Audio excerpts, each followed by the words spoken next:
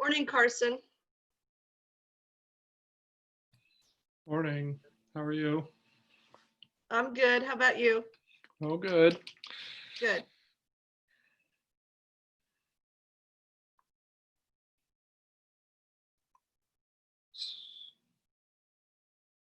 Got Just about remind everybody to sign into the chat box if you wouldn't mind, so that we can get a proper attendance list.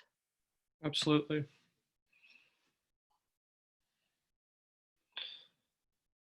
Looks like some people have signed in using the chat box, but just like Karen said, if you don't mind signing in using that chat box with your name and then the organization you represent, that'd be helpful to us in keeping track of who was here. I think one of the things we've had difficulty is determining who's on the phone. And so if you're on the phone, if you want to send me an email or Carson an email just to let us know you're on, we can include you then in the attendance list.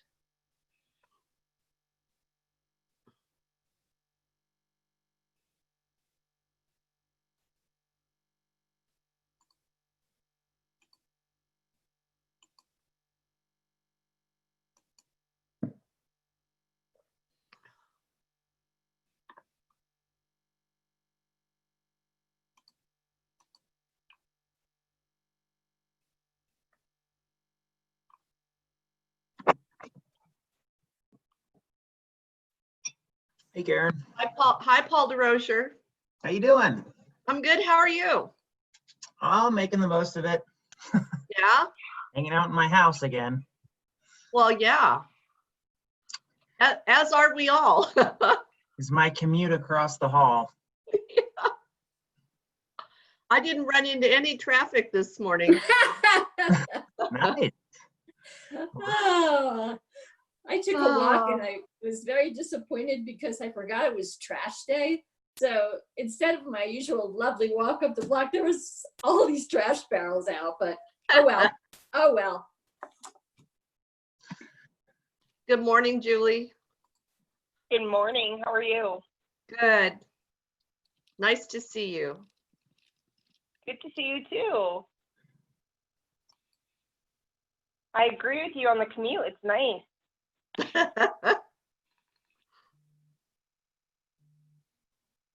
It is nice, but I sure miss seeing everyone in person. Yeah. I agree. Hi, Julie. I'm tired of videos. I know, it's old. Yeah, it does. It's better than phone conferences, though. Yes. Way better than phone conferences. Those are hard to stay awake on. But you don't get busted if you do fall asleep. Don't call on me. Don't call on me. Well, I think after this is over, somebody probably's already done it, right? The worst Zoom mistakes people have made while not realizing their camera or their sound. Yes. Well, we had a council meeting where we had a council member who went to the restroom. Oh, and no! He didn't say anything, but there was sound and there was, floral hand pals involved. And I was like, oh no. Oh, Turn geez. on the camera. Turn it off.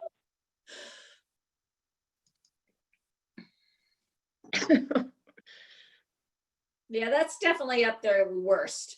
I think we've all got used to barking dogs and crying kids and airplanes going over. I'm like, wait, I gotta close the window. There's an airplane going.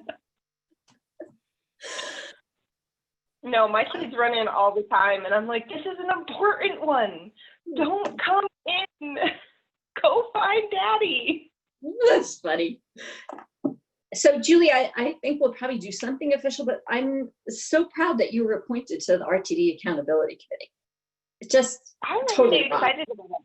I think it's a great opportunity. And I was talking to Karen the other day, and I'm like, we really need to, this is a great opportunity for all of us. This is something we've talked about for forever, this opportunity. So, how do we come together and really be collaborative in this process. You know, have a seat at the table, and you know, I'll just be the messenger. But no, it's great. I'm so excited to. And I didn't realize you were on the Tri-County Health Board till I read the article about the decision. I was like, oh my God, what else is she doing? Yeah, I was appointed to that last February, so It's important. that's been very interesting this year. I can't imagine. Yes. The Douglas County's very interesting. Going to be very interesting. Oh yes, very interesting. So yeah, the whole dynamics of that group have been something to navigate. I mean, it's not really something anybody really signed up for, to have to respond to a pandemic, but it happened, and here we are trying to like shuffle through it, and so just like everybody else. All Well, right, so it looks like you've got about 38, 39 people so far, and people are signing in on the chat box, which is what we need them to do. So Chair Mullica, whenever Yeah. you're ready. Let's get started. Yes. So 7:31. Thank you, everybody, for joining us. I see we have lots of people introducing themselves on the chat, so please feel free to do that if you haven't yet. I think that it's a beautiful Thursday, so let's have a NATA meeting. We have a great agenda today. And so first off, I'm actually going to move towards approval of the June 25th meeting minutes. Those were sent out with the Zoom link. So hopefully everyone got the chance to review that. If not, they are also on our website if you need reference for that at all. So can I have Thank you, a Chair motion? Mullica. I need to offer 2 corrections. I'm going to plead COVID brain this week. When I approved the minutes to send out to NATA, there's 2 corrections, and I need to make those before a motion. They have to do with this smart commute update, and the first one is under McWhinney's. I wrote that all but one of their hotels are now permanently closed, and that's not true. They were currently closed. They're no longer closed. So I've changed that to read all but one of their hotels are currently closed, which was germane to the June report. And then the second one is under Maxar. There's once COVID hit globally, Maxar shifted some of their other business focus to the COVID response. And there's a typo in Maxar. It should be MAXAR and not MAXE+R. So I apologize. So when someone makes a motion, I just need them to make the motion with the corrections in place. Thank you. Okay, thank you so much for your confession. And My fault. I appreciate that. And so for those folks who may have not been following along, those edits were under the Smart Commute update that Karen did for the June 25th meeting. So if I do have a motion, I'll need those edits in there as well. This is Anita from Westminster.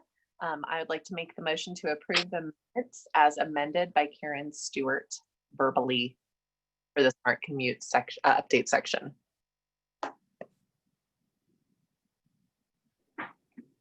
This is Liz from Broomfield, second. Thank you, Liz. Great. Any all in favor of approval of those minutes? Aye. Aye. Great. Anyone against approval of these minutes as amended? Awesome. Well, thank you guys so much for that. And then we're going to move right on to Karen Stewart and team for the Smart Commute update. Thank you very much, Chair Mullica. I'll start then. I think we've told you in the past that we would be losing our ACED office space. And in fact, we did hear from Adams County that they're renovating that office space. The nonprofits that are there now have been asked to move out, and ACREP is also moving out. So we have been in the process of moving all of our stuff. We have 3 small offices there, moving those out. It's not a huge issue for us, as we've all been working very successfully from home. We are just moving some of the files and some of our office stuff into my garage. And I want to thank my husband for letting me have half of the garage, my half, to put all our boxes of swag and whatever in. I put out a call to our board and asked if anyone has any room, and the city of North Glen very graciously offered us some space in the North Glen City Hall building. So I'll go and look at that space, and I appreciate Councilmember Downing and Manager Heather giving us that opportunity. So we may be moving into that space, but probably not till the first of the year. And in conversations with Bo Martinez, who's the president CEO of ACE-REP, they're moving into the old Metro North offices at Community Reach. And he has allowed us to use his address as our permanent address. So I don't have to use my home address for all of the grants and business that we do. As you can imagine, it's a considerable amount of mail that we get in, and some of our grants don't allow us to have a post office box. So that's the update, and I want to thank Carson for his help in getting stuff moved, and Tammy as well. We three have been hard at it, and we should be out of that space by August 1st. That's the update I have for that. I can go on. Oh, I think Nita has a question. Does Anita have a question? No? All right. Okay. The next thing that I can talk about is the N-Line station parties protocol update. And as you know, exciting, I think the RTD reps will talk about this, but N-Line is opening on the 21st of September. And I sat in along with representatives from Commerce City and Adams County, Thornton and North Glen, just recently, back July 8th or so, I think it was. And we had a conference call about how is this going to roll out. In the past, when a line opens, there are numerous parties and station area parties and big gatherings of people and a lot of activities. If you remember G-Line, we went all out for G-Line, and we were anticipating doing the same for the North Line. Things have changed. So the opening on the 21st will start at 8 a.m. with progressive ribbon cutting. That's on Monday morning, and the board will be at Denver Union Station, and then they'll stop at the National Western Stock Show for a ribbon cutting, and then proceed up through Commerce City, then 88, then 112, and then finally we'll end up at East Lake Station. And so from 8 to 10, we'll have that progressive ribbon cutting and photo ops at each of those station stops.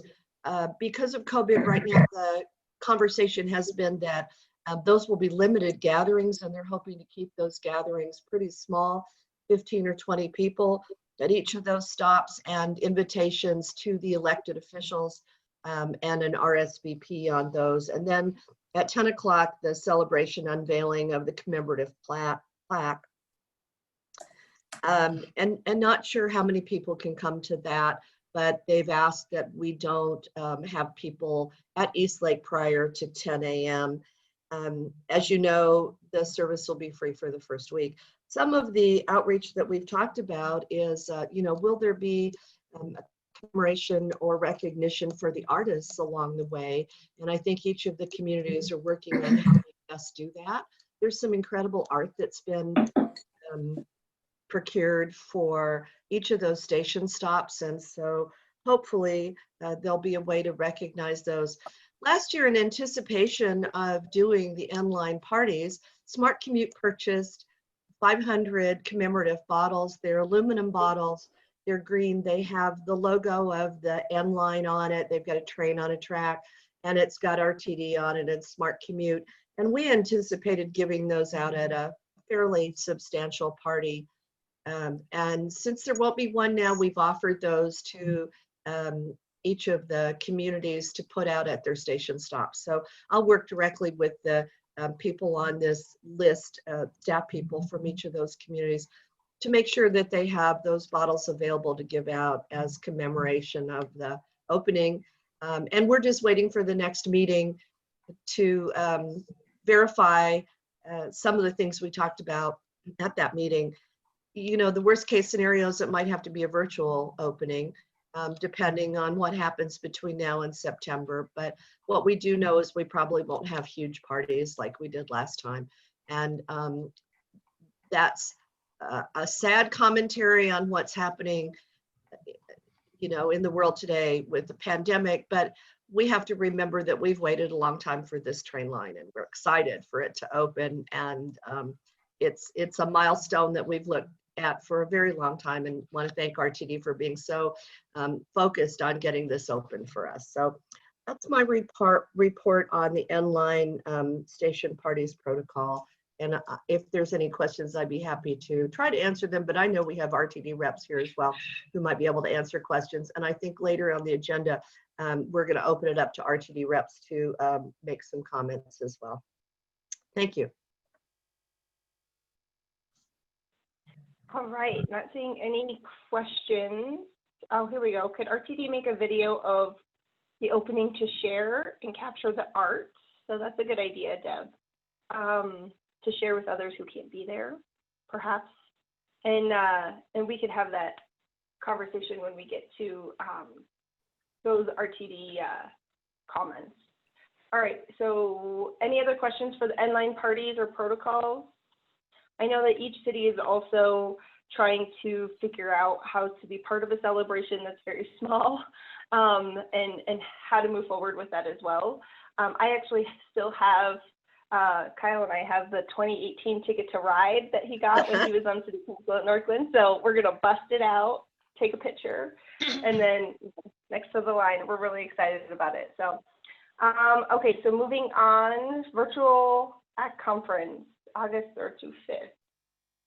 I'll take this one. We'll keep it short. I just wanted to update everybody that Smart Commute is excited to attend the virtual Association of Commuter Transportation conference that was supposed to be hosted by Denver this year. 600 or so folks usually attend this conference from across the North American continent and across the world now.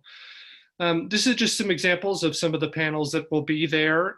Some really interesting panels. I know some of you will be attending this conference, but we would like to push it out since it's a little bit lower cost this year. We think it's an opportunity for people to potentially join in and watch some of the panels. And if you have an interest in any of them, please let us know, and we'd love to try to share those with you. We think they're really interesting and very engaging. I certainly got a lot out of my first ACT conference last year in New York City. So just wanted to briefly plug that. And I will toss it back over to Karen for a brief Flex Ride 144th update if there are no questions about the ACT conference. Not seeing any questions. Okay, we wanted to give you a quick update on the 144th Flex Ride and Mobility Service update. And so we've got a few slides here to share. We'll go through the first slides pretty fast.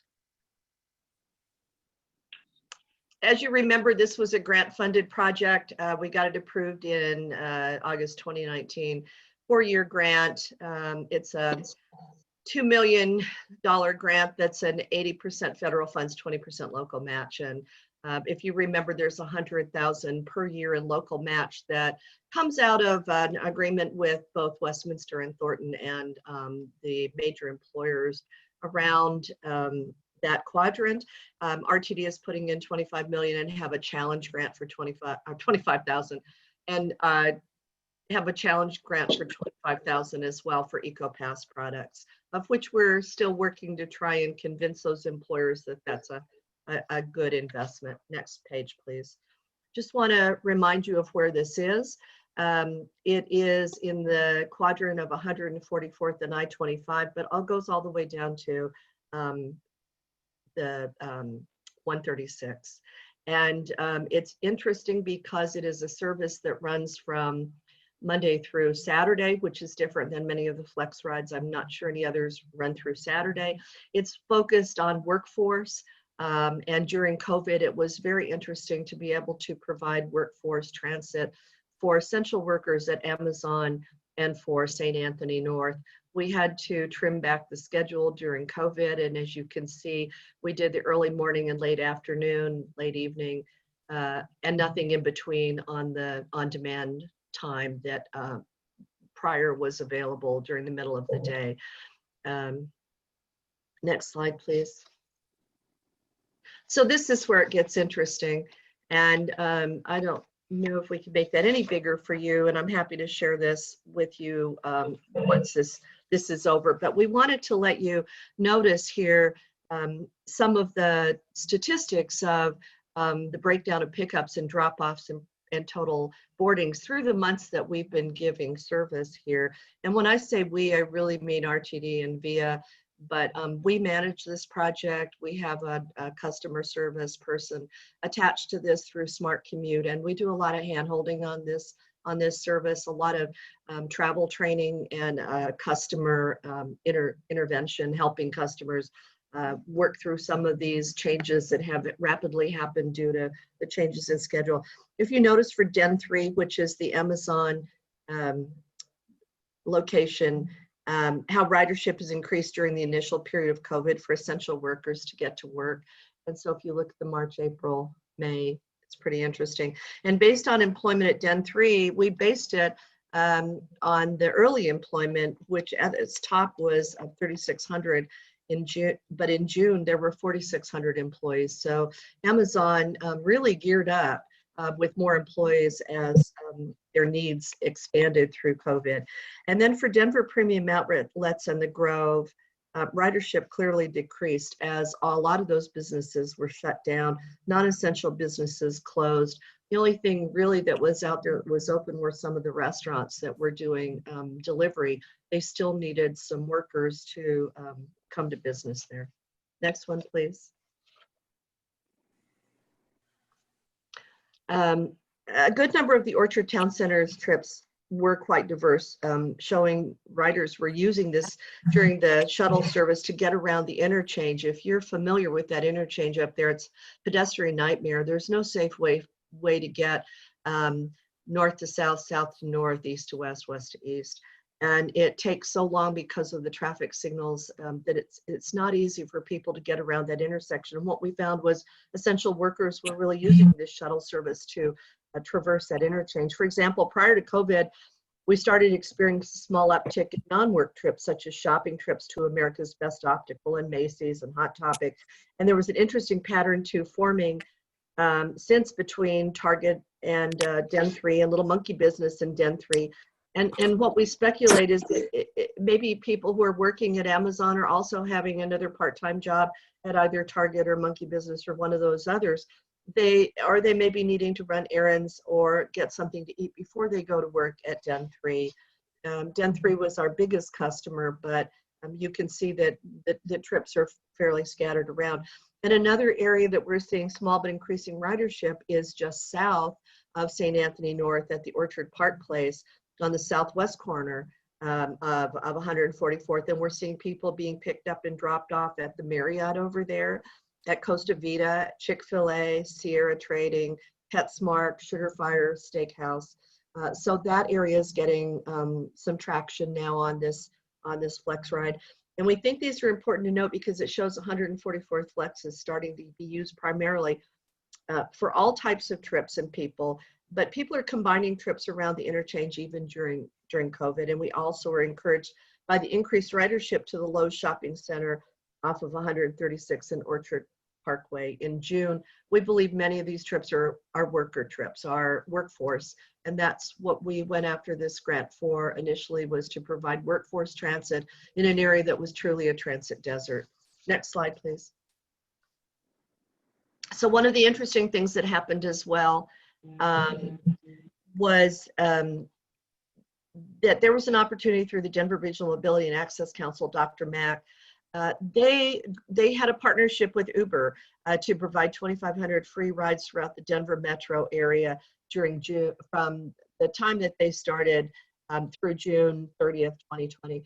And the free rides were restricted to about $25 worth of service for each ride, and anything over that became the rider's responsibility. But what we found was most people could get where they needed to go on this $25 free ride. And Smart Commute was one of several agencies who worked with Dr. Mack to get these free ride tickets. They were actually vouchers with a number on them. And there was quite a lot of hand-holding from our customer service person to do this. But we were able to distribute quite a few. We actually distributed over 1,000 of these tickets, but it came to about 855 trips. So sometimes people got trips to and from wherever they were going in the course of the project. And a lot of those trips were for employees needing to get to work, but some were for elderly people needing to go shopping, for medical trips, to go to church, probation. They don't have a way to get to their probation building, housing appointments, those kinds of things. And I think some of the benefits included the ability to work extra shifts. So if you're at Amazon and they offered you an extra shift, or if you were a restaurant employee, they offered you an extra shift and you were dependent on transit, you could forego taking transit. It stops at a certain time. You could stay at work and then take this Uber ride back to your house and not worry about being stranded. And it was interesting that during the protests downtown, when RTD had to stop their service for safety reasons for their passengers and drivers, that these Uber trips went downtown and took people back home when they were working up in our area and needed to get home. And then Jean was able to combine codes so that they could do multiple errands. So they could intersperse an Uber ride to a transit ride to an Uber ride to a transit ride and be able to get everywhere they needed to go. And then the other thing that was really interesting was we don't have any RTD service on this Flex Ride program on Sundays, but the Uber ride wasn't restricted. And so many people who needed to get to work during this COVID time could use the Uber rides to get to work on Sunday or get to church on Sunday or any of those other things. We're really excited about this program. We were so thankful that Dr. Matt Kate Williams reached out to us and said, hey, we have these tickets, can you use them? And we're appreciative of the opportunity to do that. We're looking into having conversations with Uber to see if that's something Smart Commute can partner with them on keeping this program going in the future. It's just finished up. But we had so many people use it and so many people interested in how it could help them get where they needed to go. So that's our report on FlexRide. We're really proud of this program. You can see that even though ridership was down throughout the RTD system, ridership was up on the FlexRide, particularly this one for essential workers. Thanks. Awesome. Okay, so it looks like we did have a question from Jessica. Jessica? Thanks, Julie. Thanks, Karen, for that overview. I know I heard this previously, but I do have a couple questions on first the FlexRide. Do we know what the comparison is in decrease of ridership compared to the overall RTD decrease in ridership? Are we right along the same lines? Are we more or less? Is it anything comparable? Does anybody know?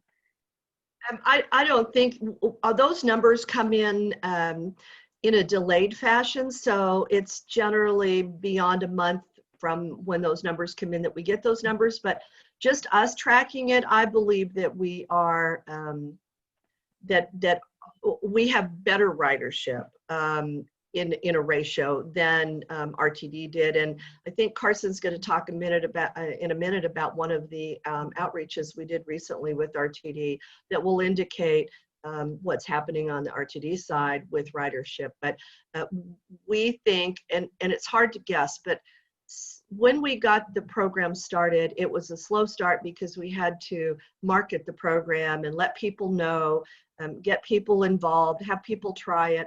And so there was a slow startup, but once the employers started passing out this information, you can see it ramped up, and you can see that it ramped up in the last 3 months as an option for people to get to work. So I don't have an answer for that, but once we have those numbers back, we're happy to come back and give another report. Okay, thanks. And then I do have just a comment about the Uber program, and obviously the Amazon increase in ridership. That's fantastic because we knew that was really going to be where those riders were going. But as far as the Uber program goes, I think, that's really an option for up north. People that maybe had never used Uber before were given the opportunity, and then maybe those who are afraid to put it into their phone or have that kind of technology getting their transportation back and forth. What a great opportunity for them to see how that works and how simple it is. So I hope we can put together a program like that, or work with an Uber, Lyft to continue something like that, because it sounds like it was a really good option during that gap and downtime. Thank you. And we'll come back and let you know what's happening with that. I suspect there will be a cost to us to do that, but we'll analyze that and see if we can cover that cost or not with this program. The grant that we got is not just for RTD Transit, but is really a mobility grant. And so there is some money available in that grant that we might be able to apply to an Uber program. And Yes, then I I was did have just one gonna- more question that I forgot. Did you say in that on-demand service time during the middle of the day, that's not being offered at all? That wasn't being offered. I believe it's back on offer, but during COVID, it wasn't being offered. We found there was no ridership. There just wasn't much ridership, and in order to have drivers available, we made sure that the early morning and later evening, the commuter pickup for workforce was available. And I think that was a decision that the Flex Ride, the management of Flex Ride at RTD made that decision, and we agreed with it. Yeah, that makes sense. Sorry, Yeah. Paul, to interrupt you. Thank you. Oh, no, I was just gonna respond to your first question related to how the Flex Ride is performing. And I have talked with Brian Matthews. I'm sure Karen and Carson have as well. And my understanding is that the Smart Commute Flex Ride, the service at 144th, is holding steady and actually increasing in ridership, whereas other Flex Ride services have lost ridership during COVID. So I think that again speaks to the hiring that is being done at Amazon and a lot of the great work that Smart Commute is doing. And I do know that our service development group is looking at how ridership has changed pre and post COVID, and that a report is coming out in the next couple of weeks. So that's something that we could potentially follow up with as well. Well, that's great. Thanks, Paul. Appreciate that. And my question along the same line is, if you go back to those graphs that we were showing, has this Flex Ride already recovered its ridership from its peak in January? Well, some areas peaked. Oh, here we go. Peak in February. So it just depends. But so we're already increasing from where we were at the beginning of the year before the COVID shutdown. Yeah, and I think if you notice the trends, so like the Orchard Town Center and Lowe's, any that are retail related, had pretty high ridership and then nothing when the businesses had to close down, and it's starting to come back a little bit more as things are able to be opened. Obviously, the Den 3 and St. Anthony North continue to work at full staff and increase staff as they move through this pandemic as well. But I think what you're finding is they're starting to recover, and we probably will see a trend unless things get closed down again. I think particularly the restaurant areas at Orchard Town Center and Orchard Place, south of over by west of St. Anthony North, those are picking up. And it's interesting because we didn't get much ridership in the beginning from them.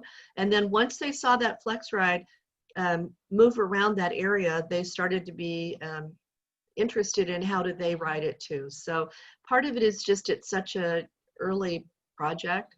We only started in November, and now word of mouth, and they're physically seeing that go back and forth. And so I think the answer is in some places where the ridership dropped off completely because no one was going to work, we're seeing an uptick. And then you can see from the others, from St. Anthony North and from Amazon, that it's been pretty steady and continues to be steady. Yeah, no, it's definitely impressive trends. My other question real quick was for the Uber program. Do we have data on those rides where pickup and drop off Yes. were? Okay, awesome. Yes, I'd love to and see some of that. I'm happy to come back and give a report on that. It's pretty fascinating. So as they booked those rides, they had to tell us a little bit about them. We're doing a post-ride survey as well, and I should have some information on that next month. But it's pretty fascinating as to how they're. So we've asked them, what time of day and week did you use the Uber ride? Where did you go? Where was your origin and destination? And what is your demographic? Because we want to know how old they are and what their gender is, those kinds of things that are acceptable to ask. So we can have an idea of if we were doing an Uber program ourselves, who would we target to use this? So you would think it would just be Amazon workers or St. Anthony North workers, but interestingly enough, it was patients, visitors at St. Anthony North, and it was people needing to go to church or needing to go to other places like probation. So we'll get all of that. Our consultant is working on that survey, putting that survey out now and trying to get, people self-select on a survey. So when they call and ask, are we going to continue the Uber ride? She says, we're working on it. We'd like you to take a survey that'll help us be able to provide information to Uber that they might consider doing this. Another thing that we've talked about as just an aside on this Uber. So Uber ate the first $25 of every ride, but some people came from as far away as Littleton or Lakewood, and they didn't mind paying that extra amount. So once it hit 25, they paid the extra, and they could have paid $25 or $30 more. But because they got the first 25 free, that wasn't a cumbersome amount for them, and so they chose to do it anyway. So we're working with Uber to find out how much money did you get beyond the $25, and was this program worth it to you? Because we anticipate that that would continue. Some people can get their whole ride for $25, but some people probably had to pay, $30 in addition to the free 25, but they were willing to do that because it was still cheaper than getting a taxi or paying, for Lyft or somebody to get them from point A to point B. So we're excited about this, and our consultant is excited about, I say consultant, but she's actually a Smart Commute employee. Our program manager is thinking of all the ways that we can capture data. And by capturing data, we can make a much stronger case about here's what we need to do, and here's what we need to pay for, and here's how we need to promote this. It's fascinating.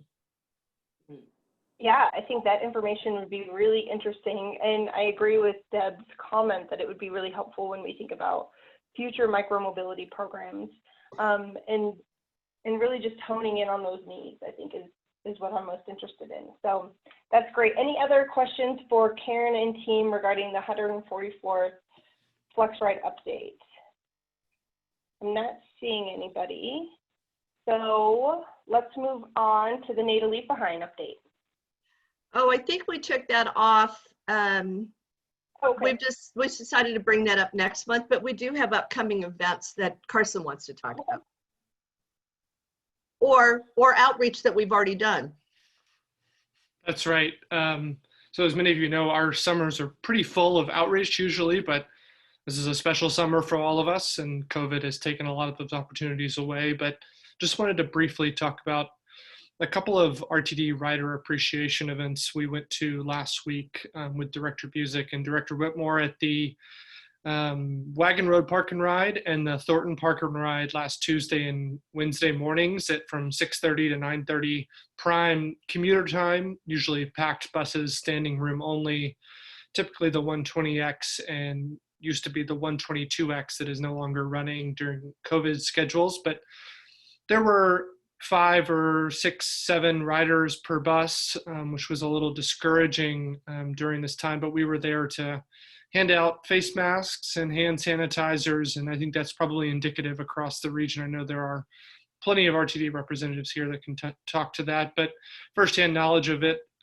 It was a lot lower ridership than maybe I expected, but we were encouraged to see people using the Flex Ride, especially during the connections of the 120X as they were coming up from the Denver area.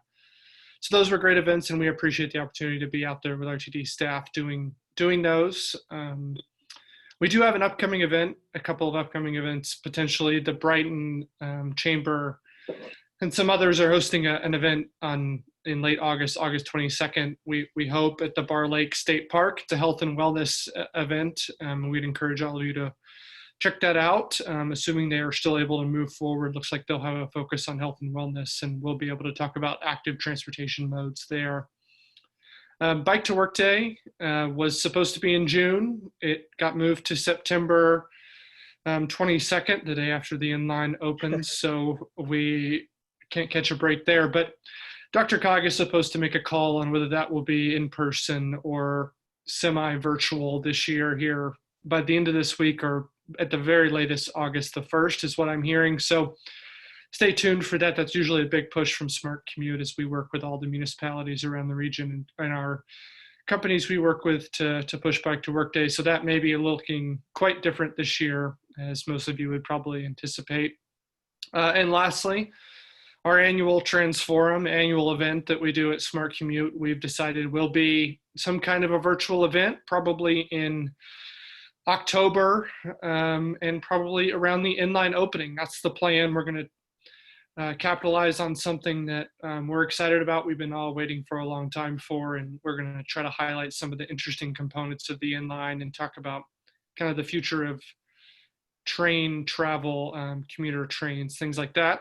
So stay tuned for that. We're hopeful to put some information out in the coming months about Transforum. Happy to take any questions, but that's all from me. All right, any questions for Carson? Not seeing any hands or anything in the chat. So thank you so much for that update. I appreciate it. Definitely something to look forward to, even if they're going to be virtual. We still got to be excited, right?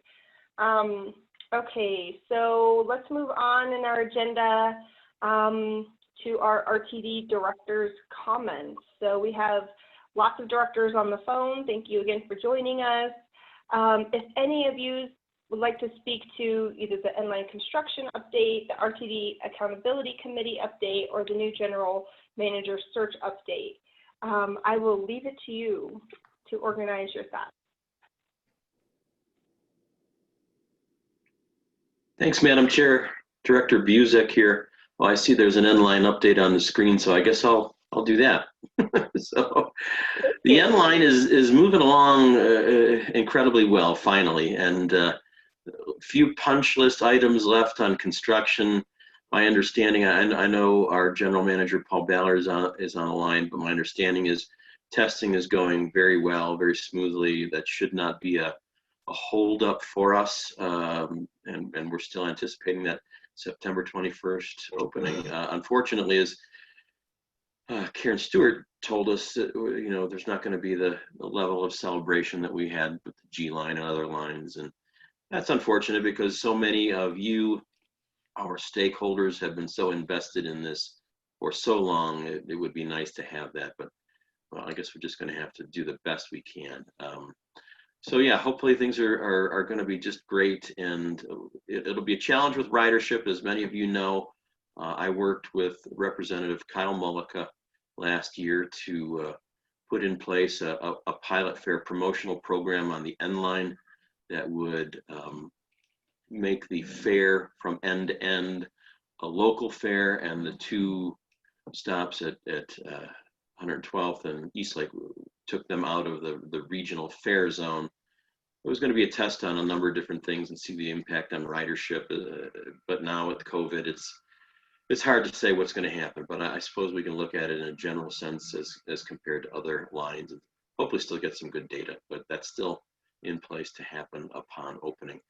I know Director Cook is on the line, and she is a member of the GM search committee, so I guess I'll let her do that. And I know Director Lubau and Director Whitmore are also on the line, so I'll let them talk about whatever they want. Thanks. Go ahead, Shelley.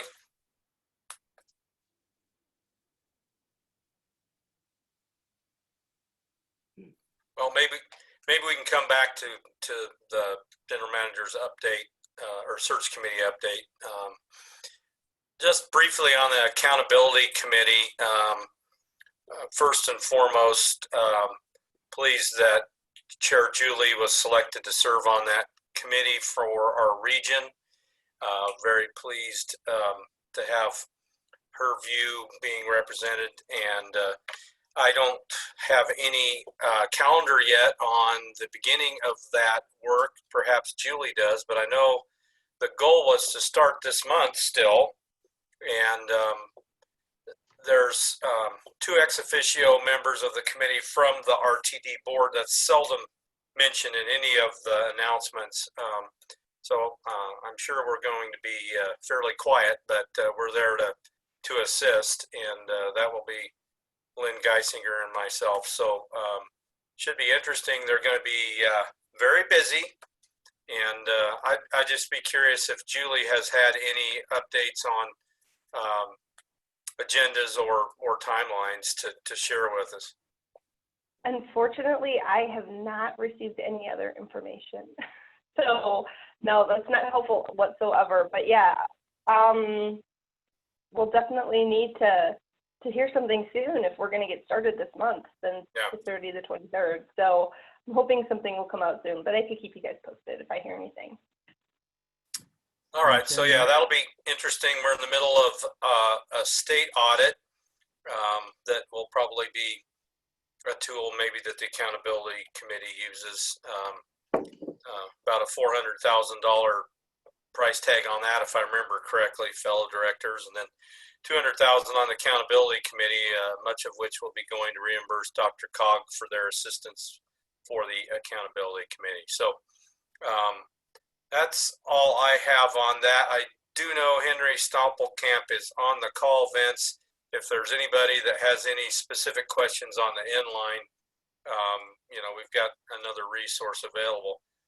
With that, I see Shelley's on, and perhaps she would like to visit about the GM search or anything else, as well as Director Lubau. Thanks. And before we move on, real quick, I do see that we have a question from Doug Rex. Doug, would you like to speak up? Thank you, Madam Chair. I just wanted to mention the RTD Accountability Committee real quick. As everybody knows, the names have been released for members of that, and congratulations to Chair Malika for her appointment.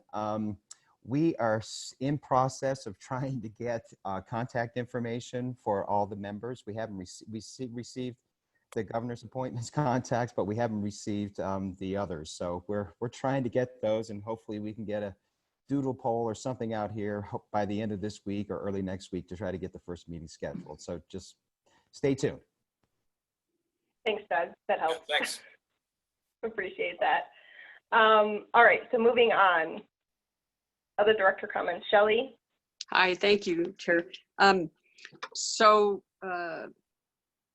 We had a total of 58 applicants for the general manager position, and took a good hard look at 18 of them, have winnowed those down, and will be interviewing 7.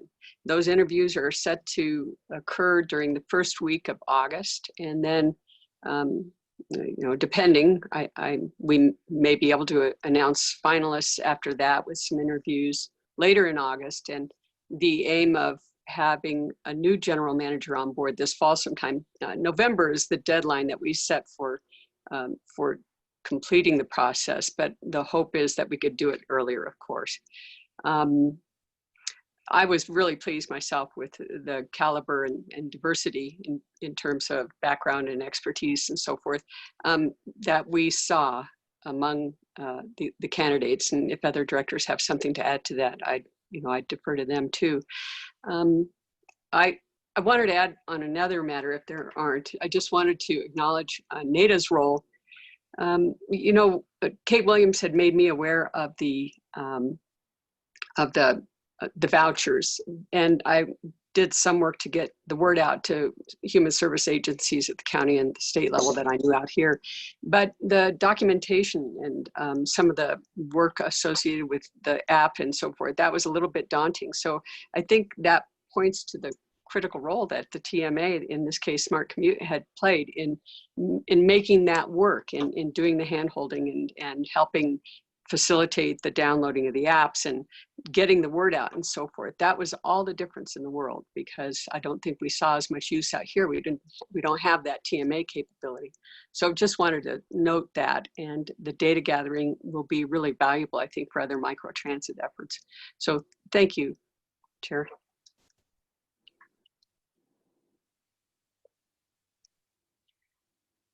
All right, anyone else like to speak from the directors? Yes, this is Judy Lubau. Hi, Judy. Hi. I wanted to say a bunch of things. One, congratulations to Chair Mullica for being on the Accountability Committee. I'm very excited that you're on there, so yay you. And I also wanted to say that I think there was a great selection for potential GMs, a lot of talent, a lot of experience. So I'm excited to go to the interviews in a little while. What I wanted to talk about was something that I really wanted to shout out to Shelley Cook about, is that through her great guidance, the board was able to pass guiding principles for staff and RTD to use as we deal with our COVID budget, because as everyone knows, it's going to be a big slash for us, as well as, of course, for local governments.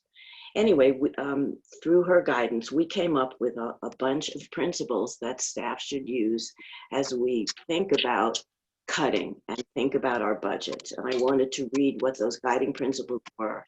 They sound easy, but it took weeks of work. Okay, the first one is keeping riders, employees, and the region healthy and safe. Service reduction should not be our primary response. We'll be creative instead. We'll prioritize mobility for people who most depend on transit during the pandemic.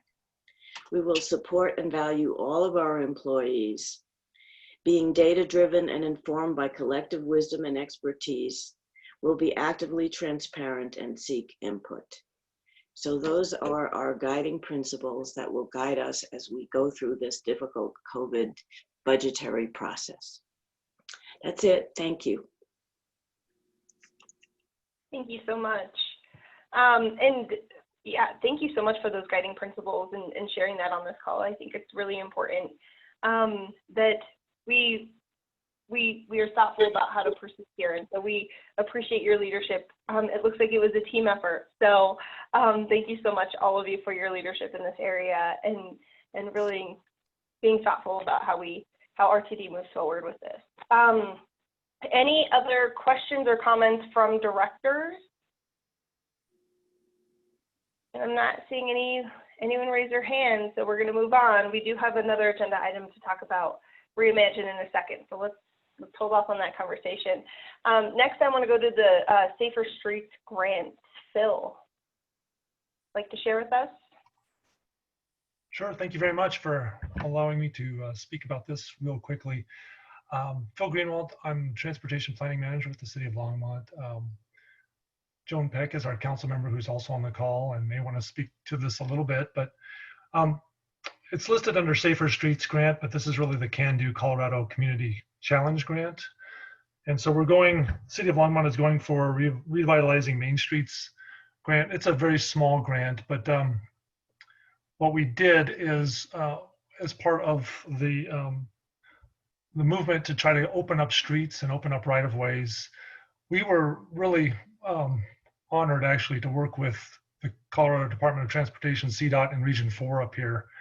And Tim Billebrand in particular really worked with us and got us the permits necessary to close down one lane and a parking lane on our main street on US 287, if you can think about that and how incredible that is, and how we've been talking about this for as long as I've ever worked at Longmont, which is 20 years now.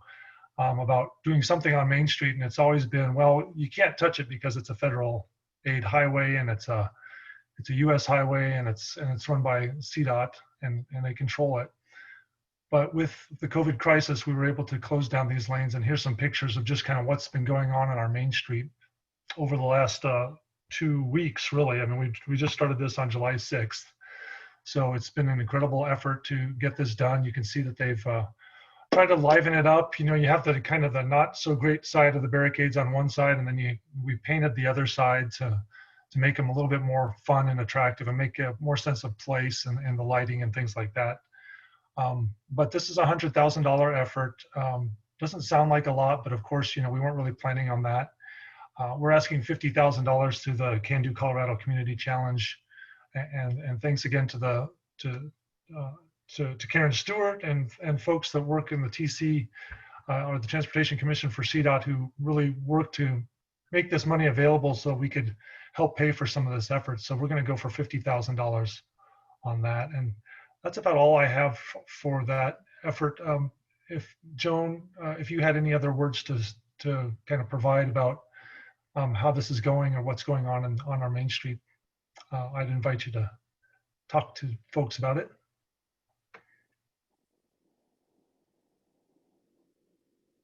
Thank you, Phil. Yes, this is a real exciting project, and I really want to give a shout out to Phil. He worked very hard and continues to work very hard for our city to make it an incredible place. And I concur with him that we've been trying for a long time, ever since I've lived in Longmont, to figure out what we can do to make our downtown what it is right now with this crisis. And it's too bad that the crisis made it happen. But from a council standpoint, I want to say that there was a lot of apprehension from the public in going forward with this. A lot of questions about parking, about noise, exhaust, etc., from the traffic that would be going down. But since we put it in, the outpouring of kudos really to the city for doing this, and how much the public likes it, and how much fun they're having being able to go downtown. So I'm hopeful that going forward, we can figure out a way to do this permanently. It has also brought up the spirits of our community. You know, it's a really downturn time with this virus, and being safe at home, wearing masks, all the things that the public is having anxiety over. Opening up our Longmont downtown, excuse me, has really changed a little bit, I think, the feeling of the city and of community, etc. So I really want to thank CDOT, Phil, etc. And because it is an experiment, our transportation department, which is basically Phil on this project, we're going to monitor it for 30 days, 30-day time periods, to see if it's really working, what the adverse effects are, etc.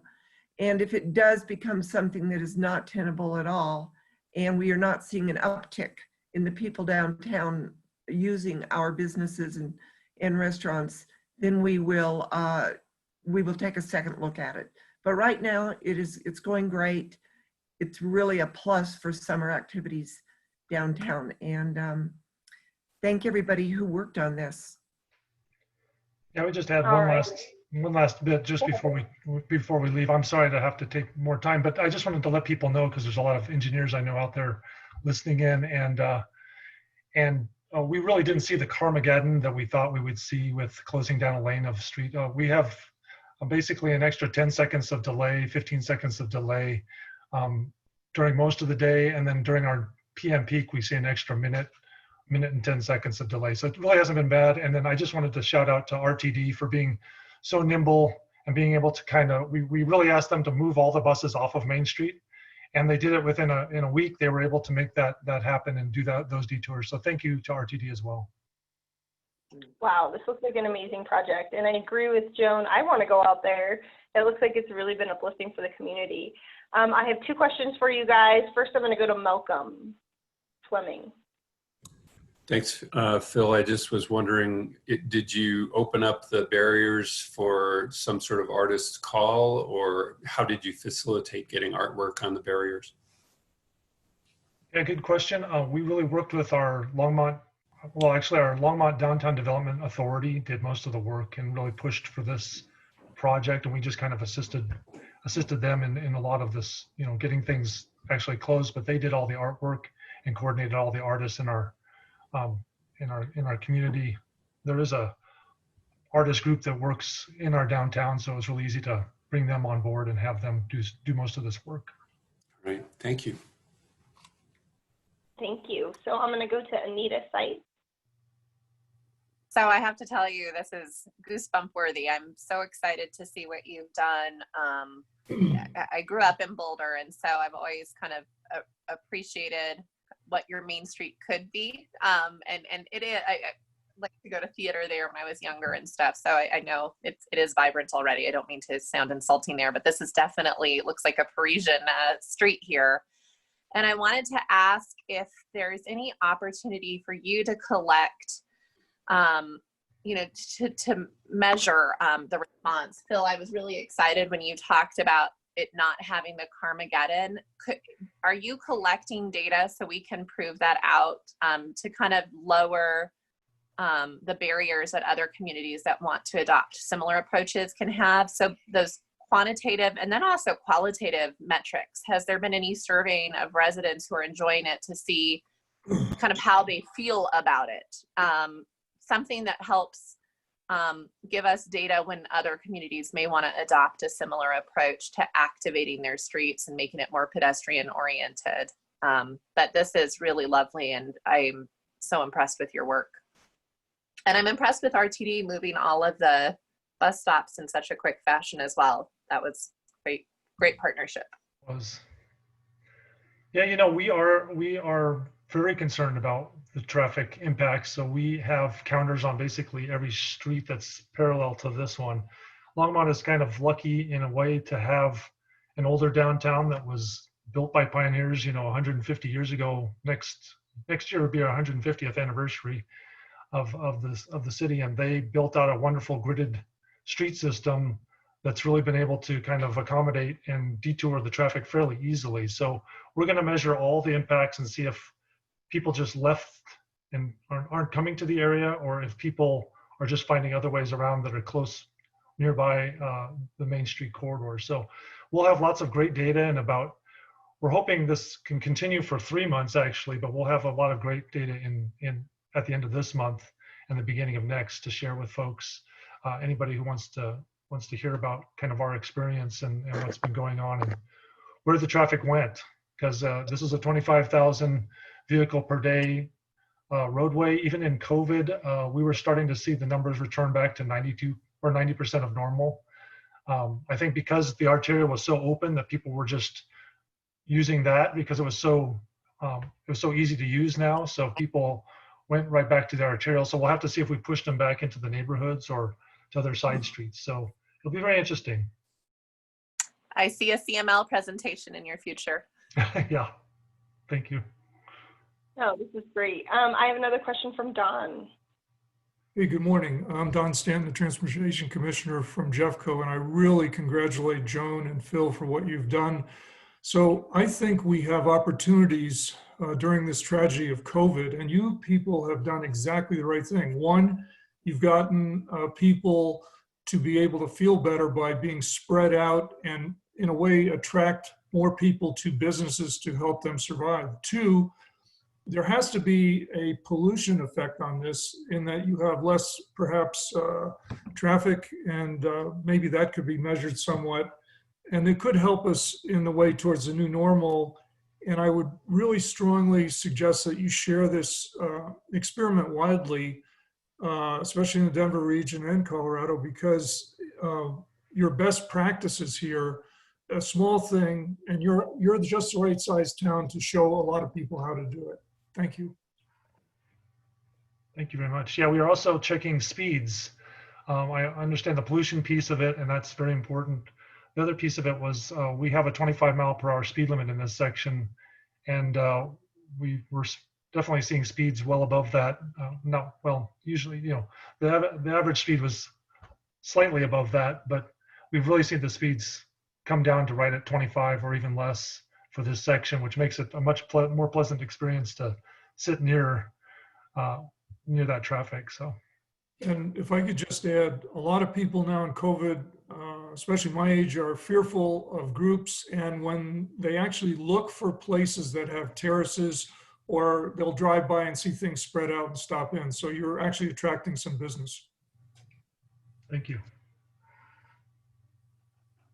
All right, great. So definitely an exciting project. Thank you so much for sharing with us. And it looks like a lot of people want to see what kind of comes next, and especially if you're able to expand the project past September. So there was a comment from Michelle, asking about impact of snow plowing operations. So if this project is extended, how would something like that work? So you'll definitely have to come back and give us an update in a couple months to see how you're able to either continue this or any of that data that Anita was speaking to about how did your residents react, and with some of that quantitative data as well.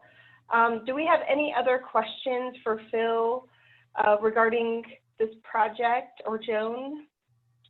I'm not seeing anybody. Okay, well, thank you again, Phil, for giving in this overview. It's definitely an exciting project, and I think something that every city would like to kind of see create a more pedestrian-friendly space, especially to help our businesses. I'm going to move forward to Deb to do the Can Do Colorado Community Challenge Grant Westminster project. Please take it away. Thank you. Deborah Baskett, Senior Transportation and Mobility Planner for Westminster. And we have to flip the names on these things because Carson rocked by putting these slides together. So the Longmont project is a Can Do Colorado grant.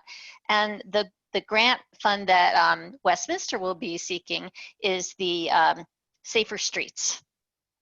So ours is much less sexy, but very important. So I was able to capture pictures just a couple of weeks ago of the existing condition. So what we've got going on is on Sheridan, one of our major thoroughfares at West 105th, across from the City Park Rec Center, which is really a center for community. We have our senior programs, we have our rehab center, the Care Here Center, which is the clinic for Westie employees. There's so much going on there. And across the street, it's typical in local government that private development has not happened on that side of the street. And we've been saying when private development goes in, they'll build a sidewalk. But in looking across the city, we thought this is really a good match for the grant criteria in terms of being on an arterial street where there is bus service, where it's noted by DRCOG as a critical corridor in terms of the incidents, unfortunate crashes that have happened in those locations, some being injury crashes, and that it's a bus transfer. So I don't know that we'll do anything fancy schmancy, but we will certainly make a bus boarding area that has ADA accessibility and put the sidewalk and improve crosswalks in place should we receive this grant. So that's the skinny on our proposed project. Very important. Maybe less sexy. There's no lights. I mean, you could add lights and that would be fun, but very, very important project. I have a comment from Karen.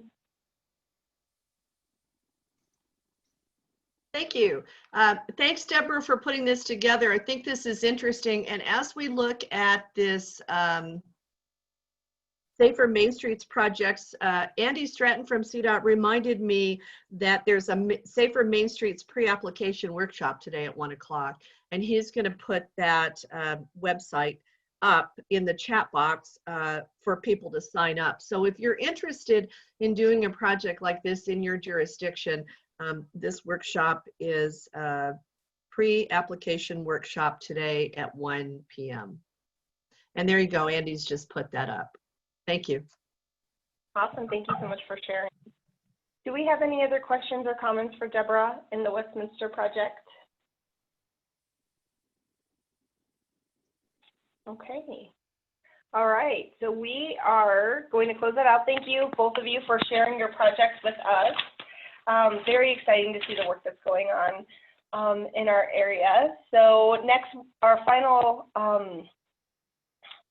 topic is going to be the Reimagine RTD. And so really what we wanted to do is have a discussion about some of the perspectives that we're having, not only from the TAC, but also from the Elected Official Advisory Committee. So I do not sit on Reimagine RTD, but I am very interested to hear the continuing comments regarding this discussion. So I'm going to kick it off to either Karen or Jessica, whoever would like to jump in first here. That would be great. Well, I'm going to send this over to Jessica, as she is one of the elected officials who sit on the advisory committee. There are a number of staff people, jurisdictional staff people that sit on this, and I believe Joan Peck also from Longmont sits on this. Anybody else who sits on it would be appropriate for you to speak on this, but I'm going to kick it off to Jessica to start the conversation about her experience being on this committee and some of the issues that she feels aren't being addressed. Thanks, Karen. I'm going to come on camera for this one because I want to have people look at my actual face and not just the still picture. So before I want to even go through this, I'd like to say thank you to our directors. I know it doesn't always feel this way, but I do appreciate you guys advocating for us. I know you guys are out there talking about the North as much as you can. My issue with Reimagine doesn't necessarily have to do with anything that you guys are doing. So I do want you to know that I appreciate the work that you guys have done for us, especially over this past year. So I want to start off with that first. And so I guess since the beginning of Reimagine, I think the concern has overall been, you know, what is the real advocacy that we have and input that we get to have. So from the first meeting, I have felt concerned about how that actually works. We were given a list of topics around the room, bucket ideas. Even though we gave our input, they were forced into whatever was already there. So from the get-go, it has felt very prescribed, and it just continues to be that way. We've asked about priorities that have come out throughout the meetings. I think the second or third meeting, we were given a list of priorities based on input from us and from the technical advisory group. And even though our priority ideas were showing up differently, it was not what was reflected from the Reimagine group. So we argued about that. I know several people were concerned, but needless to say, we continue to move on.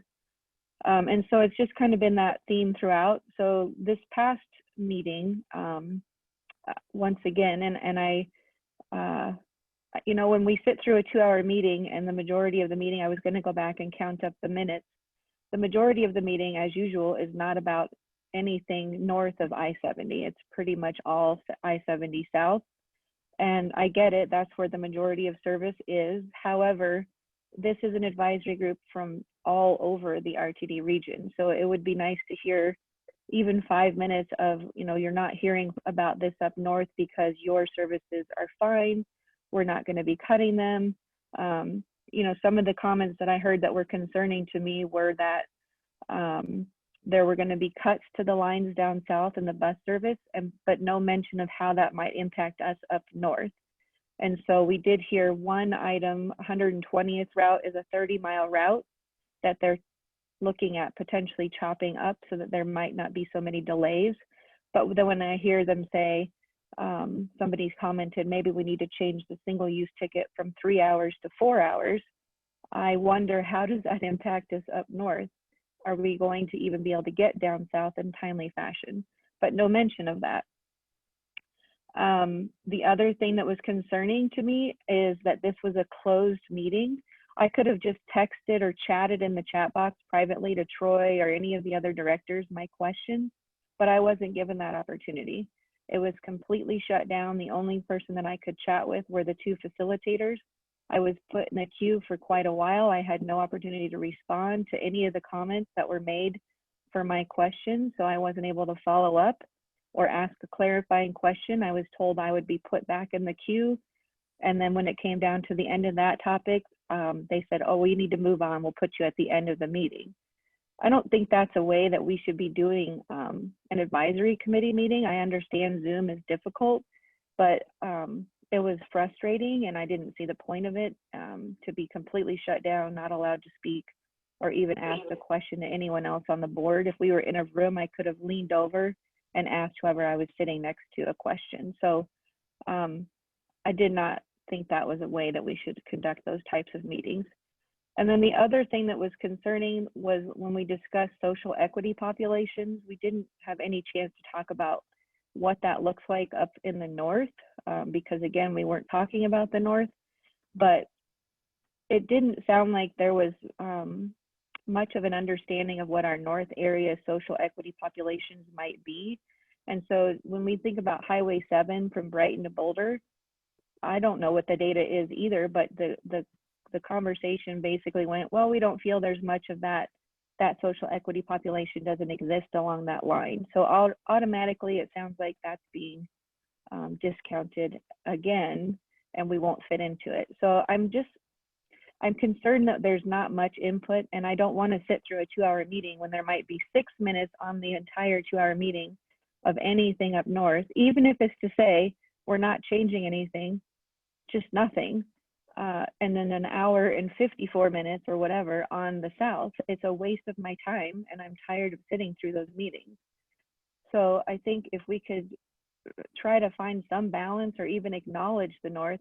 I do believe all of the directors know exactly where the north area boundaries are, what the cities are. I do not feel confident that the people leading the meeting have any clue where the cities up in the north are or any of the boundaries. And that's also very concerning. So I don't want to continue harping on this because it just frustrates me, and I feel bad every time afterwards because I don't like to be complain. I'm just at my limit of I'm frustrated with what's happening, and I'm not sure where to go from here.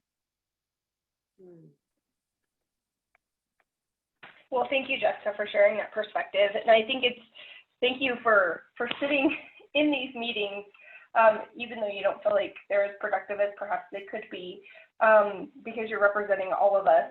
Are there any other elected officials who sit on Reimagine that would like to share their thoughts?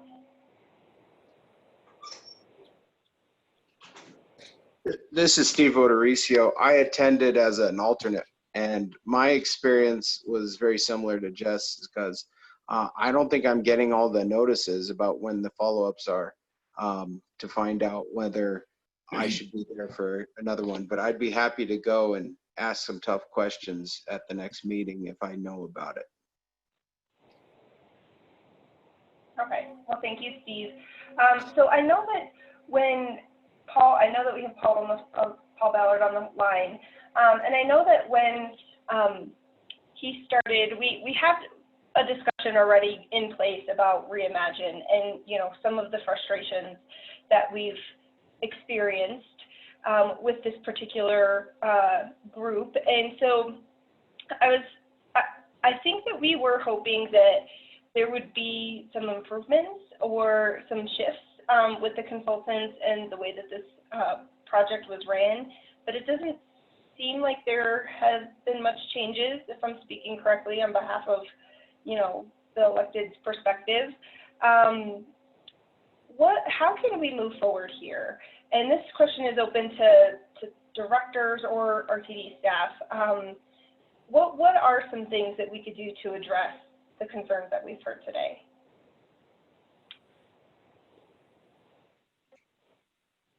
Hi, this is Judy.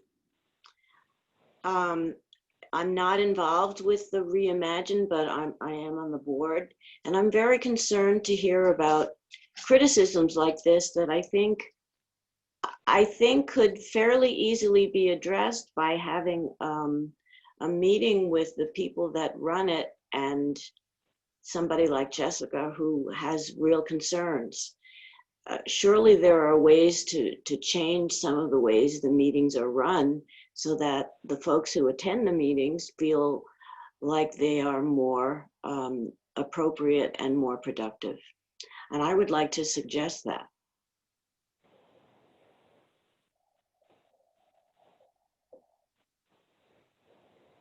Great, thank you so much. So I agree. I think that could be a great way of moving forward. I also do want to give a staff perspective as well. Oh, sorry. Joan, would you like to jump in and comment real quick? Thank you. I would. My concern and question comment is I'm very happy that Julie is on this accountability committee. How many of the comments from the Reimagine is the accountability going to take to heart? Because if the accountability committee relies upon Reimagine only and the North is not being addressed, will we ever have a voice in any of these committees? Will there ever be anybody to represent us in a fashion that actually translates to RTD? And that's really my concern, is that we keep going forward and the North is always having these conversations that we're being left out, we're not even being discussed, we're not being heard. So at what point does that stop? And I like it when we have, for example, if we have Reimagine come in and but if they just give us lip service, that is where I'm wondering who holds everybody's feet to the floor as far as actually doing what they say they are going to do, actually addressing our needs, because it seems like we're constantly having these conversations. So I don't know, Paul, do you have any input on what the accountability committee, who are they getting their input from? Will it be Reimagine? And if so, how do we address that? Hi, well, good morning, everybody. This is Paul Ballard speaking, CEO and General Manager of RTD. And that's a good question. The Accountability Committee is an independent committee. They set their own agenda. We can certainly submit suggestions or whatever, but it's truly an independent committee. We are fortunate that we do have 2 board members who will be ex officio on the committee to answer questions and assist the committee. But at this point in time, I can't answer that. Now, Doug Rex over at Dr. Cog will be staffing the committee, and I believe the meetings will be based there, probably most certainly virtual at the beginning. So I think we just have to wait and see. I can't answer that question. But just let me go back to a couple of the comments I've heard from Jessica and Steve. I'd like to be able to say, gee, this is the first time I've heard this problem, and of course it would not be true, of course. One of the first meetings I was able to participate is Karen invited me to come to the meeting. I think it was late February or early March, and I did talk with some of you about the problems with the way it's working. And I took notes, I took names, I came back and discussed with our staff the concerns. It's clear to me that those concerns have not been addressed. And what I will pledge to you is that I will revisit with the staff, and we will make whatever changes need to be made to make sure that number one, the people who go to the meetings actually know where the communities are that they're working with. And that's what I will do, and I'll personally see that we do a better job in the future. Beyond that, there may be RTD staff on this call who can expand on that or what's been done. Well, actually, I'm more interested in what we're going to do, not what we've done, because obviously whatever we've done is not satisfactory. So I'll personally get involved again and see that changes are made. Okay, thank you. We do have a couple comments in line. I'm going to go to Jessica. Thank you. And so I want to just reiterate the reason why, if we do not ask these questions every single time we have a meeting, and I've been to plenty of RTD meetings all over town for different presentations and have found that you learn a lot of new things going to those meetings. If we don't ask every single meeting what's happening up north, we can either assume that means nothing is happening up north, or if we don't ask down the road, somebody's going to say, well, you never asked. And so if you can look at the projects, whether it be RTD or CDOT, we are the land of incomplete projects up here. And so we have to always, always, always ask those questions, even if it's annoying to people, even if you're tired of hearing of us, we have to keep asking, because otherwise we're left out. If we're not at the table, we're not anywhere near the table. And so, you know, it's gonna have to keep happening, even after the electeds that are currently elected are no longer elected. We know there's those previously elected, those in the future. We're not going to stop asking, because we know what happens when we don't ask. And so, you know, I'll apologize that you'll hear us harping, but it's because we are incomplete projects on I-25. We are incomplete projects. The end line is we're getting it, but we're not getting it completed, and it's likely to never be completed. So it's always a battle, it's always a fight, and unfortunately, that's just the way it is. So we're not going away. I understand. Thank you. All right, thank you, Jessica. Vince. Thanks, Madam Chair, and I appreciate Paul Ballard's comments. And if there's anything I have learned about Paul Ballard and his tenure at RTD, is that he's a person of his word. And when he says he's going to look into this and see that things get addressed, I can guarantee you that he will. There was also a comment, and I appreciate the comments of Jessica and Commissioner Odoricio, Joan, and I think Commissioner Odoricio just made a comment on the chat about the concern of predetermined outcomes. And I know in the past that's been a big discussion when RTD has these outreach type events, that there's a concern and a perception sometimes that there's an outcome that's predetermined, and the discussion is guided to that. And hearing these comments about the reimagine process gives weight to that to a certain degree. Whether true or not, it certainly gives weight to the perception. So we need to make sure that's not happening. And I'll be sure to also bring reimagining these issues up at every board or committee meeting where it's appropriate, and make sure that this is getting addressed. Thanks. Thanks, Vince. We appreciate that. Another comment from Steve. Thank you. Can you all hear me? Okay. Yes. Yep. Thank you. Paul, I appreciate you taking it, ownership and wanting to listen to us.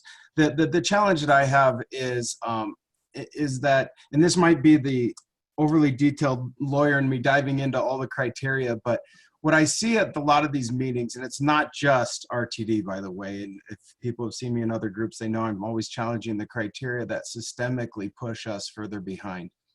But what happens is when we get a group like Reimagine RTD, and the folks that are running the meeting, working the meeting, and attending the meeting, either as participants or helping facilitate the meeting, are predominantly in the South and the central areas.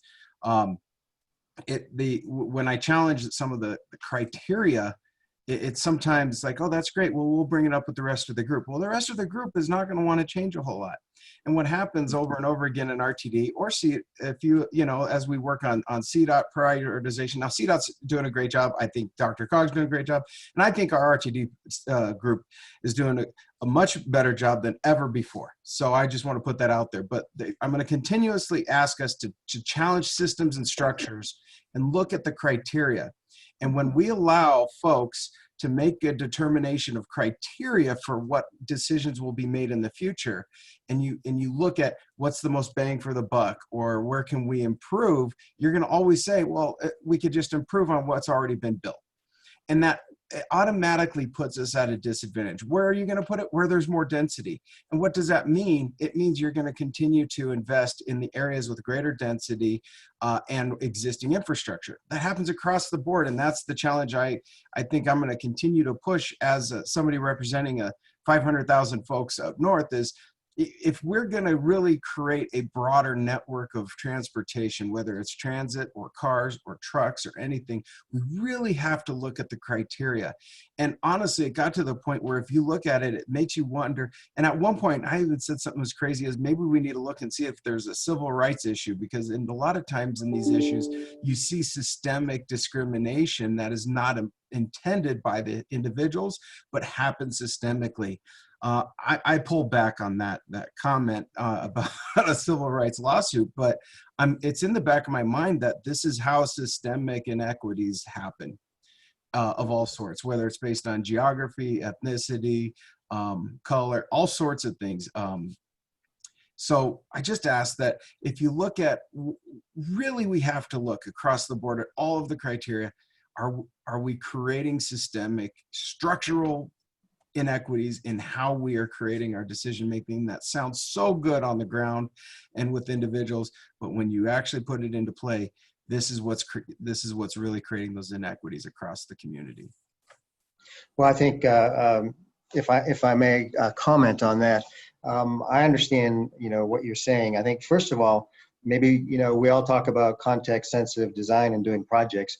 Maybe we need to do context sensitive assignment of people who are appropriate to where they're working. But I'd like to address the the geographic equity. I can share with you that that is a goal that was established by the board that they actually just adopted a final adoption Tuesday night of a set of goals for 2020-21. And in addition to equity in multiple areas, they've specifically included geographic equity. So I want you to know that the board is listening. The board members on this call were leaders in making that happen. And I can assure you that that's going to be an issue that RTD is going to address seriously, because it's now formally one of our goals. So hopefully that will get us on the right track. In transit, in the design of networks, whether it be rail, bus, or whatever, there's always an attempt to balance geographic equity along with where are the most riders, and that's a constant tug, and it's an art, perhaps more so than a science. And I've worked with several transit systems and have had pretty good success in the past in balancing those two, because we have to respect all of our constituents. All the people who are paying taxes to support RTD have to be respected, and we need to continue to balance geographic equity at the same time we consider those density issues that you mentioned. So I want you to know that the board is sensitive to that, and the staff is becoming sensitive to that, and I think we will we'll do better in the months and years ahead in that respect, because the board has formally drawn our attention to that issue. Thank you, Paul. Yes, sir. And thank you to Yeah. the RTD board that we have. We have some amazing advocates right now, so thank you guys. Yes, thank you so much. And so I see with the time that we have left, I do want to give a quick voice to the folks that sit on the TAC to share their perspectives as well, because I know that that's really important. Deb, do you want to share your perspective? Sure. Deborah Baskett, Senior Transportation Mobility Planner for Westminster.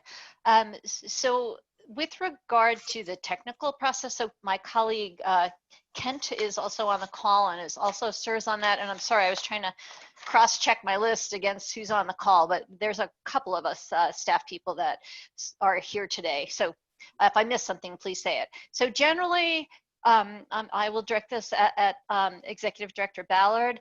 Your team has tried hard. This was off to a rocky start, and I haven't seen the course correction that we'd hoped for.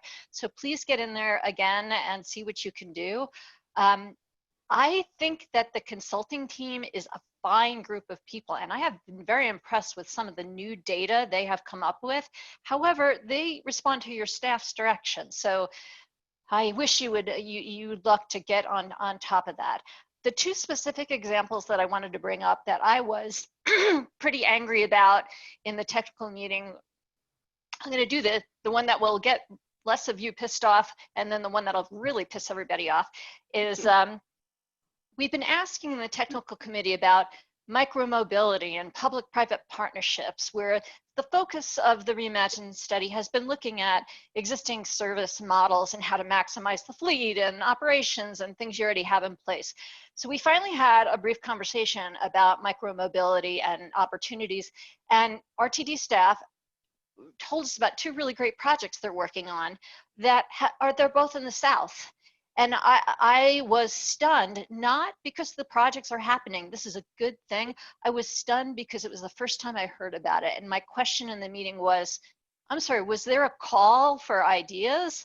Was there outreach that I missed? Because I don't think I would have missed that. So there's some gap there. And then the thing that's going to make people so angry is in reviewing again, how do you maximize existing service and investments?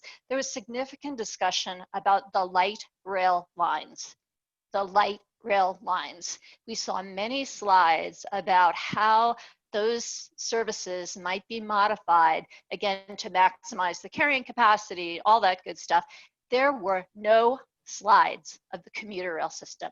No slide of the A line, the B line, or the G line. So when they finished, I kept like waiting. Yeah, and where's the other slide? And there was no slide. So I chimed in and I said, what are you doing with the other services? And they said, basically that's not part of our scope because they're privatized, because they're another system. And I was like, well, then you should have had a slide that said, here's the story of the A line, B line, and G line. That's why we're not discussing them. So I obviously got my blood pressure up just reporting this out to you, but that's my story and I appreciate the opportunity to share it. Thank you. If I may, thank you for bringing that up. I have to tell you that has been my experience here as well. And in fact, I discussed that issue specifically with several board members on a conference call earlier this week, in that we don't focus our attention as a management team on the commuter rail lines. And what I have found is that it's exactly what you said. You know, that is a concession agreement that runs through 2044. It's a private company that runs it. Although if you go ride it, it says RTD, the people wear RTD badges, and it is an RTD service, but there's a disconnect between the way we think about the commuter rail lines and the way we think about the rest of our services, and that is real. It's not just your perception, it's real. And that's one of the things that we really need to focus on. I've personally been frustrated in some of the activities connected with the Eagle project and how we interact with them. And I am spending time trying to deal with those issues. It's a difficult entity to work with. You all may know there's a significant lawsuit between RTD and the Eagle project related to a number of expenses that occurred 2+ years ago, and so that's being worked through. But I've spent a lot of time with the board of directors of the Eagle project on the phone. I've spent a lot of time with the top official here in Denver to try to get our teams together to make a much better working relationship, and so that they are front of mind as we talk about our services. But that's a comment, Deborah, that is absolutely accurate. And I want you to know that I'm aware of that. I'm making the board aware of that. And it'll be a focus of the management team to address that gap in our thought processes. So thank you for bringing it up. All right, thank you. So I know we are over time, but I do want to give Shelley an opportunity for her comments. Yeah, thank you. And I'm glad that Paul responded to that. You know, one of the big reasons he was so appealing to us as an interim was his experience and knowledge about the commuter rail system. So thank you, Paul. And I really appreciate the fact that you have, for example, just recently worked to establish a better relationship with the management at DTO and DTP. That I think will help us going forward. And obviously your shepherding of the inline has made a big difference. So, but I wanted to also say that thanks to Karen Stewart's help, we are over here in Arvada, including the Adams County portion around the Sheridan station, the 60th and Sheridan Gold Line station. I'm working on a micro mobility effort that, if it comes to fruition, would be a partnership of the type that I think we're advocating, including in the North area. So I just wanted to say that RTD has been very helpful in terms of helping this to move forward, and really appreciate Karen's helping to connect us to that too. Thank you, Shelley. So I do want to make a quick comment before we go on. We have some other folks who'd like to speak. If you do need to jump off of this call, they are being recorded. So you could catch up on the conversation if you can't stay on. So just so you know, and that link is going to be sent out to the group with the minutes once that recording is finished. So I'm going to move on. Kent had a comment.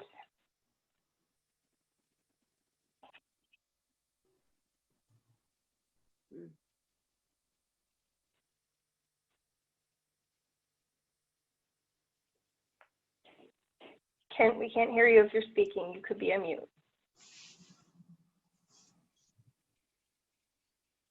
Can you hear me now? There you are. Okay. I serve on the Reimagine RTD TAC also. And one of my big concerns is that they're still using the model, the old Dr. Cog model, even though it's inaccurate on projecting populations in the north. And so whenever they're running their models, they're looking at the wrong population for the north. For instance, at 144th and I-25, they project by 2040 to have 4 employees at that location. We all know, hearing today, that that's way under projections. So they keep saying, well, we'll rerun it again with the new model, with the new Dr. Cog model, with the populations. But when they already know it's wrong, to even use it, to me, is very frustrating. And therefore, it's very hard for us to advocate when they're using the wrong data. That's, I'm a little surprised that they're still doing that, because I approved within the last couple of months for RTD to acquire software that I've worked with before that's very accurate. It's up to date. It projects residential, projects jobs, shows current and projections. And I wish I could remember the name of the software. If there's someone from RTD on the call who knows the name of the software, Bruce Abel, who's working very closely with me, pushed me to do that. And so if anybody remembers the name of the software, say it. But we have very, very current, up-to-date, accurate software, and why the team's not using it, I don't know. But thank you for mentioning that. I was not aware of that.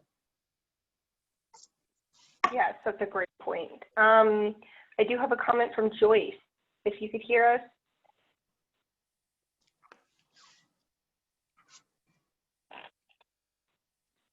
I know that she's having some internet issues.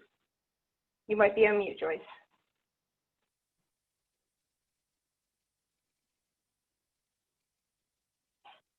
Okay, well, we're going to have to come back to her comment. Maybe you could send it to me and I could forward it onto the group.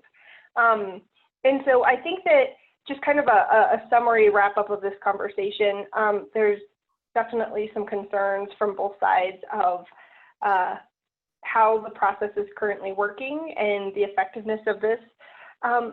So Paul, I'm hoping that, what you find in your conversations with this consultant could help alleviate some of those concerns. I know that there are definitely folks on this call, Jessica and Steve, have offered up their time to perhaps a meeting or further this conversation with their own experiences. I'm sure there's more on this phone call as well who would be willing to do so if that opportunity arises. So we would appreciate that.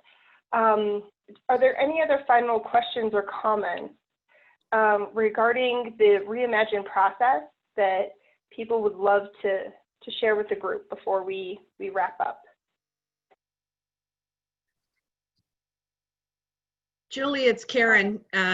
Just wanted to say at the SPC meeting last week, we talked about having this on the agenda and the reason we were going to have this on the agenda. And I think it's important to know our frustration up here, but the issue is not just the frustration of the process, it's what is the outcome of this process? What's it going to be and how's it going to affect how we are served?